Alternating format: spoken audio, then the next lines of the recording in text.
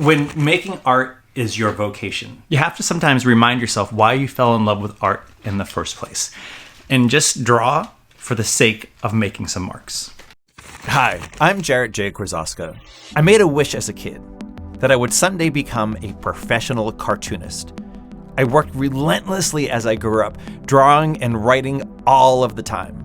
I now have 45 books published, and along the way, they've won a few awards.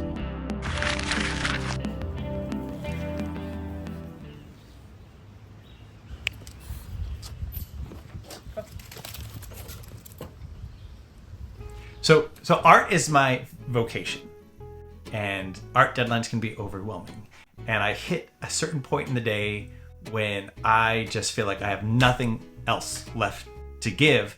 So it's important to change my point of view and get a different perspective on things. The thing about making art is that the reason why I fell in love with art is because I love to be able to play with marks on the page. Even if I'm not making art that's processing some sort of big internal struggle, the simple act of putting marks on a page is centering. It's like a form of meditation.